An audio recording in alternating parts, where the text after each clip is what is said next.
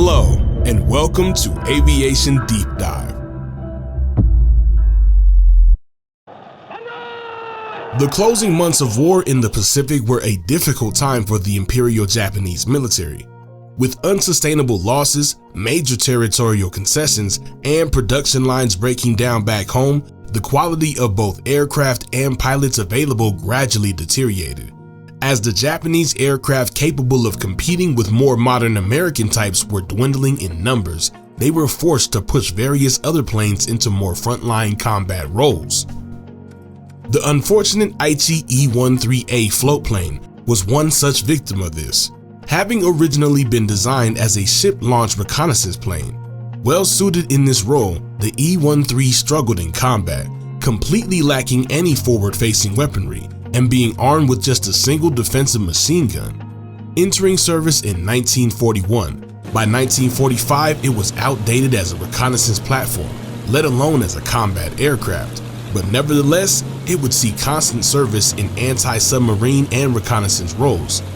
In practice, it would often be thrust into air-to-air combat due to the offensive American patrols, which became more and more of a common sight over Japanese territory.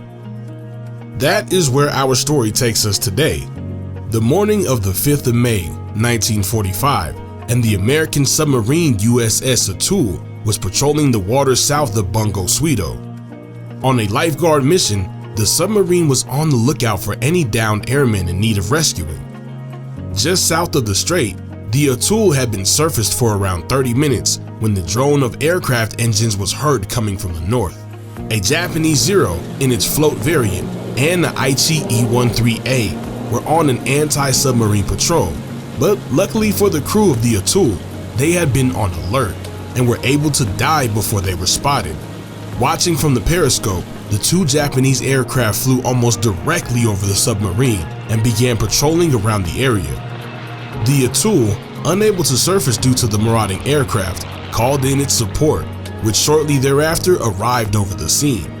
This would be in the form of a Dumbo B-29, which were essentially superfortresses converted into an air-to-sea rescue role, but they were also often flown to provide cover for submarines, which it could certainly do with its armament of 12 heavy machine guns.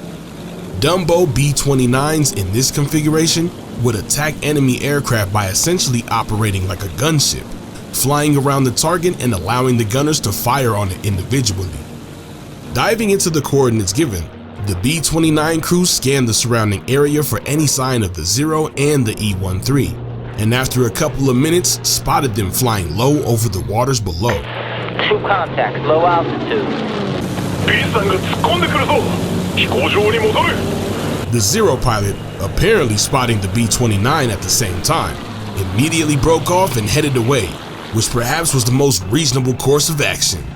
The pilot of the E-13A, however, was a lot more optimistic about his chances and unbelievably turned to engage the huge American bomber, despite having no forward-facing weaponry. The very unusual matchup merged and began maneuvering low over the waves, whilst the captain of the submarine watched through his periscope from a few hundred feet away, giving a play-by-play commentary of the fight to the entire crew through the comms. Dumbo's going low, Jake's going high. Oh, he's firing back a little.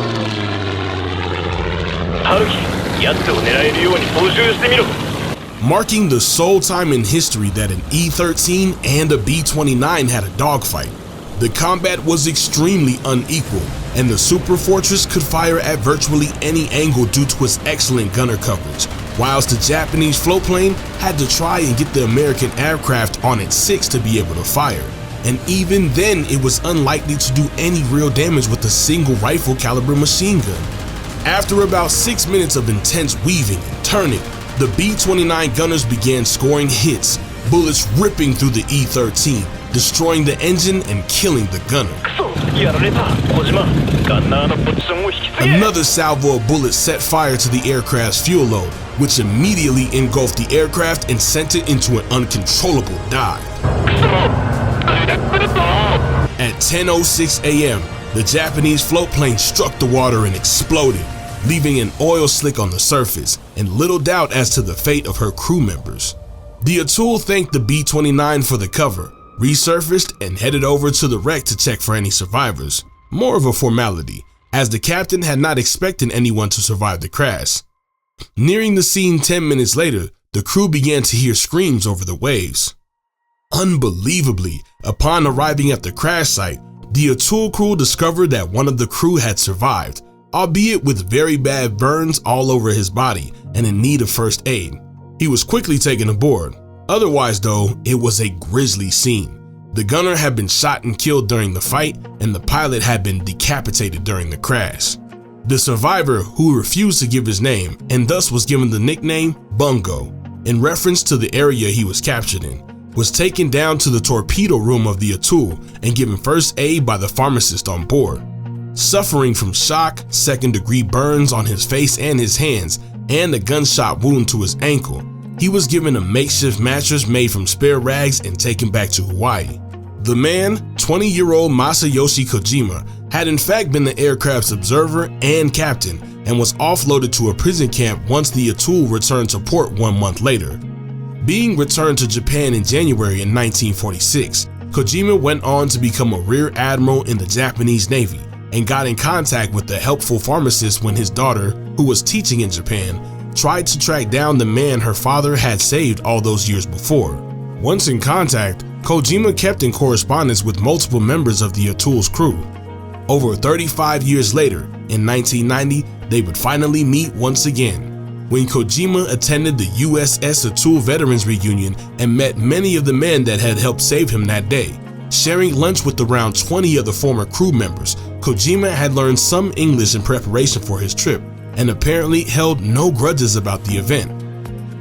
Old time enemies fight each other, Kojima said, but after the war, just friends. Kojima noted that it would probably be his last trip to the US as he was getting old, but it doesn't bother me. I've had time to say my thanks. Thank you so much for watching this video of Aviation Deep Dive. Consider liking and subscribing for more weekly content. And please also consider supporting us on Patreon. See you in the skies.